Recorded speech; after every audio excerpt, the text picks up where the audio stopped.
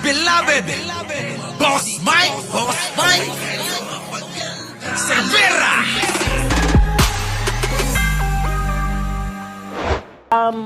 So you called Attorney Roque to give him a heads up na baka lumabas na yung red notice niya and you might have to arrest him. Aren't you worried that he might make a run for it? Mukhang ganun na nga. Di ba? Mukhang ganun na nga, Leonora Brown. Tuloy. Or baka hindi niya na He mahanap? can't. His passport is cancelled. He cannot get out of. But he can move around the Vienna. EU. Or He no? cannot. He cannot. He He has- cannot. He cannot enter hotel. He cannot enter. Wala sa credit card transaction. May hirapan siya umikot talaga. Ito yung banat ni John Vic, mga kababayan. Tapos sinagot ni Roque. Ito yung banat ni John Vic kay Harry Roque. Pinagtawanan pa nga yan eh. Sabi hindi na makakapasok yan ng mga hotel, hindi niya magagamit yung kanyang credit card, hindi niya magagamit yung kanyang mga ATM, mga ganyan, Tapos pinagtatawanan. Sa Tarlac siya ilalagay. Doon yung RTC. kaso niya, yung human trafficking. Yan. Kay Alice. At pag nahuli daw niya, ay dadali niya daw sa Tarlac kasi nandun daw yung kaso niya ng human trafficking. At doon din daw, mga kababayan, yung dati daw niyang boylet nakakulong. Oo. Let's go. Yung di ba doon pinadala yung si Mr. Supra International? Si Mr. Supranational, Ayan, Alam mo yun. Nako. Let's leave him alone, shall Pinagtawanan si Roque, di ba? Naalala niyo yan? we? I'm sure he's living a peaceful life. But Roger, have you made any... Para malungkot kayo Galit na galit si Roque dyan. Baka akala nyo, nung pinagtawanan, mga kababayan, ni John Vic Remulla si Roque, galit na galit si Roque. Have you made any representations with the law? Nawala yung spunky. Kaya teka lang. Kayong dalawa, naghahagigigan kayong dalawa. Grabe, no? Nawala daw yung spunky. So, ang spunky pala, mga kababayan ko, si Roque. Si Roque ang spunky. Tingnan nyo, mga kababayan, mga post ni Harry Roque. Waiting for John Vic.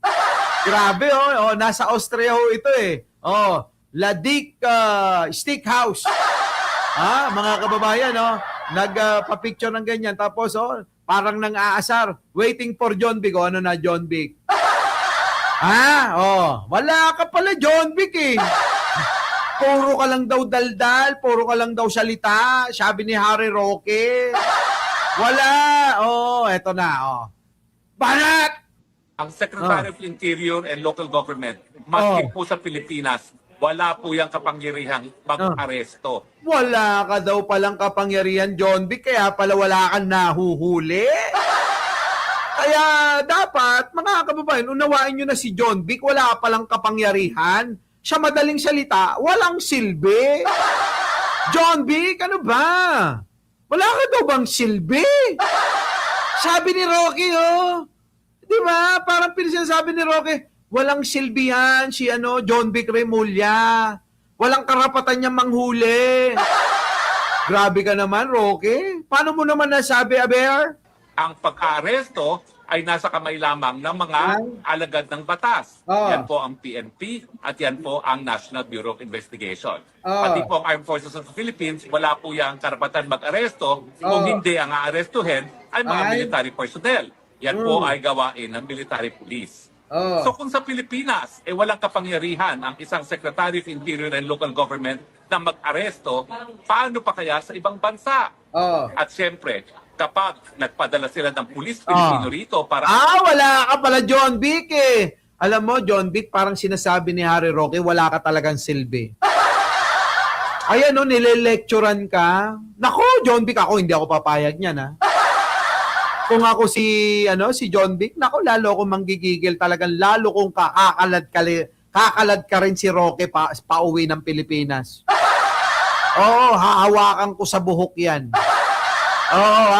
Bago mo kalad ka rin at hawakan sa buhok yan, sabihin mo sa kanya, damihan ng pandikit. gumamit ng mighty band. Yung kanyang piluka kamo, i-mighty band niya para kapag kasi nabunutan mo siya pakaladkad, hindi matatanggal. Oh.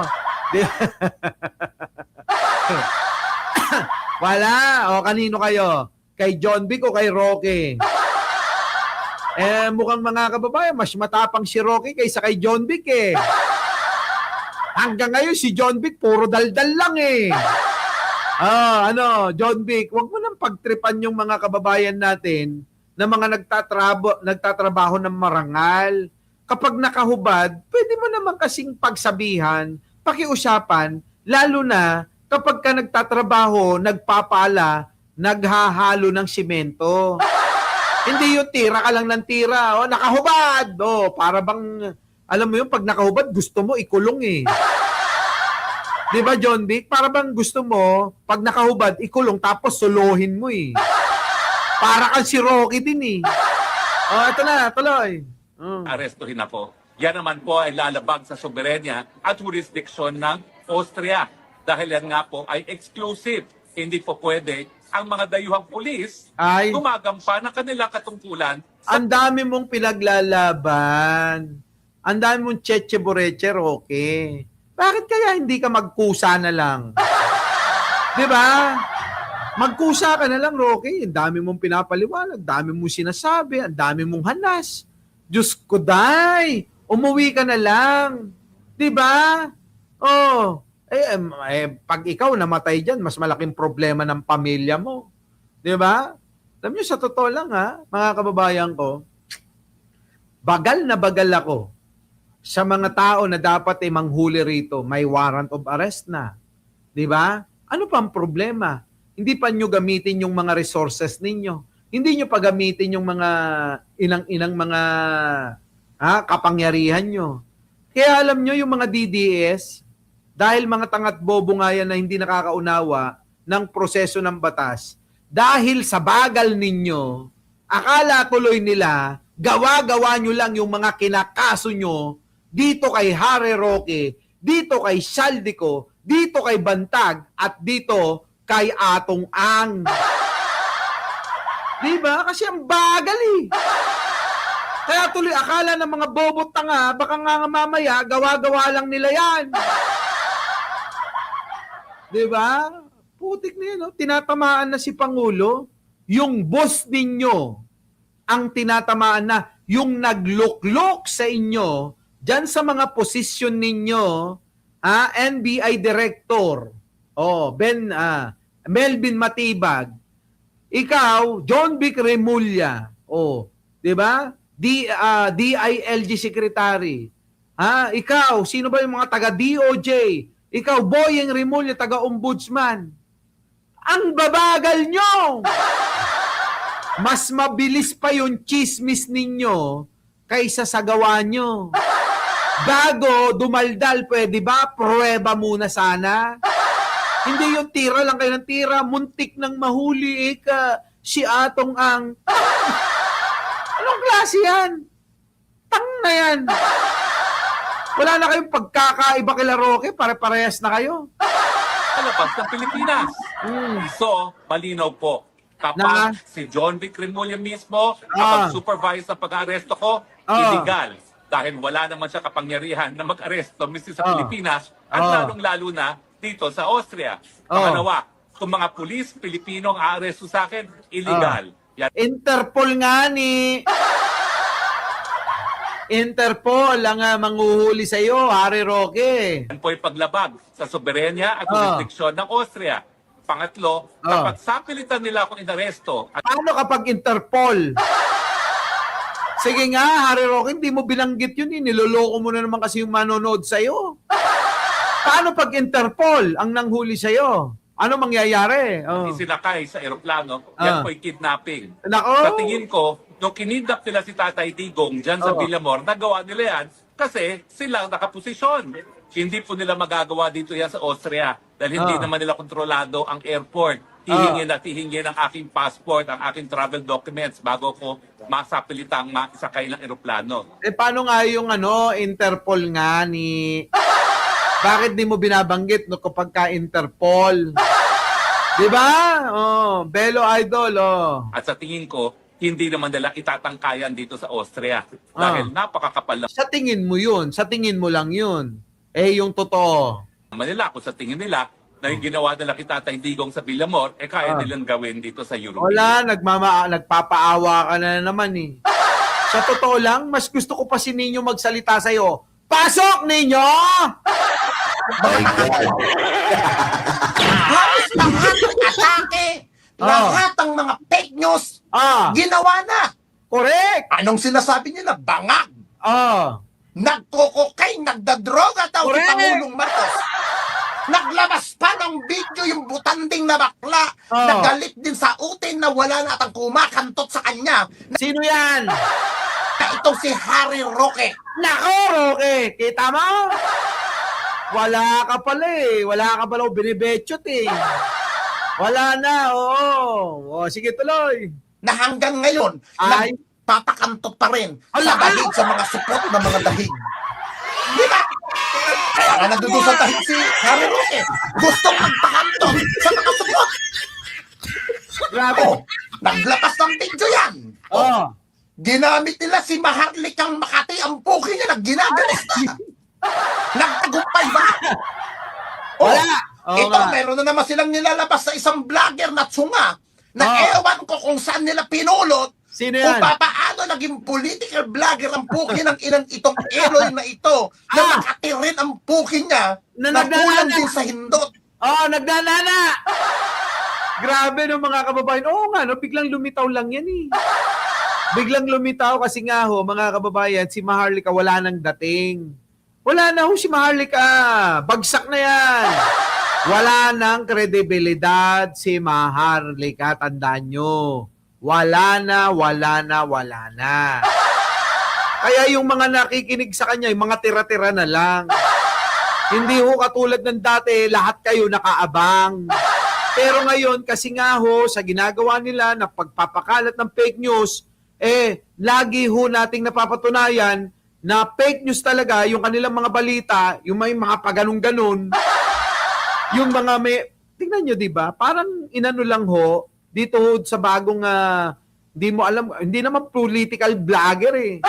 Puro chismis lang din yung dala. Wala hong matibay na ebidensya. Pag nilapag sa GC nila, gagawin na nilang reference yun. Yun na yung gagamitin nilang ebidensya para makapag-bash sila.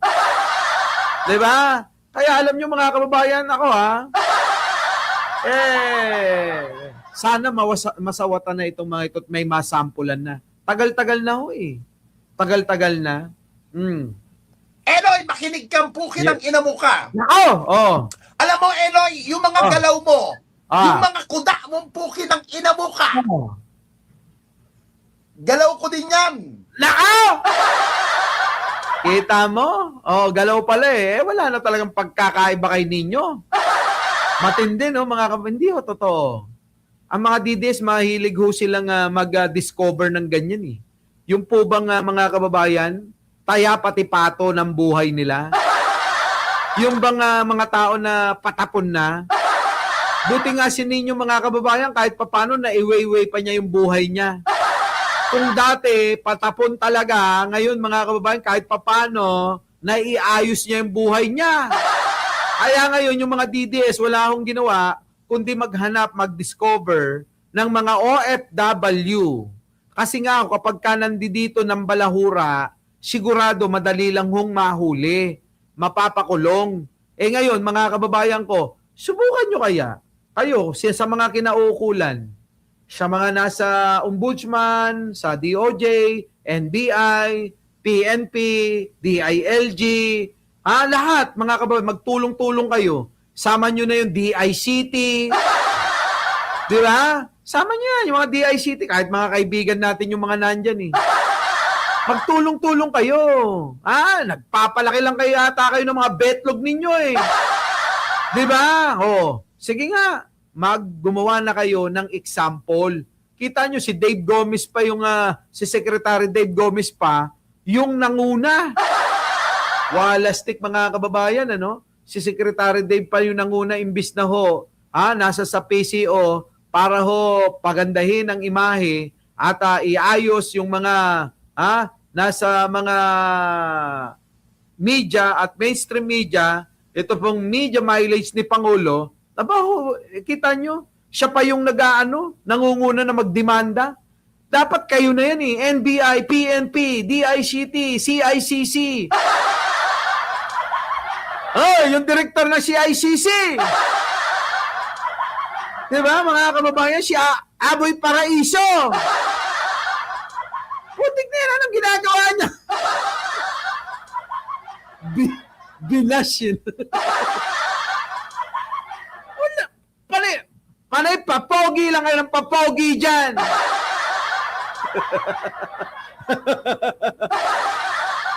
Kumilos naman kayo. Binash eh. Hindi totoo di ba? Puro lang mga papogi.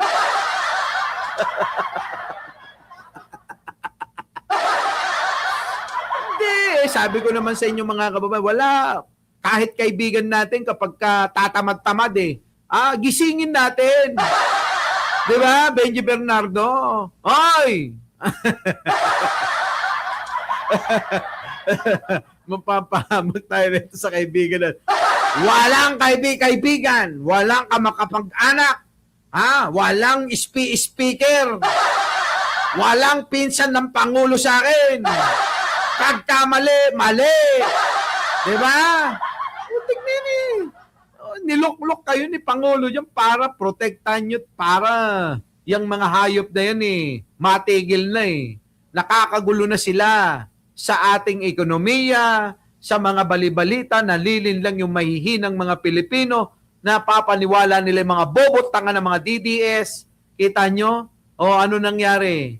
Hindi nyo napigilan. Di ba? Usap daw kayo. So mga kababayan, maraming salamat sa inyong pagsama. Ako po muli ang inyong lingkod.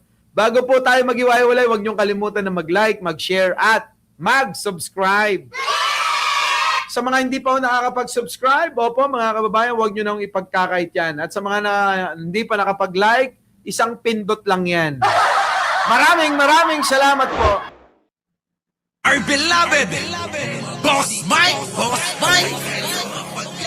Cervera.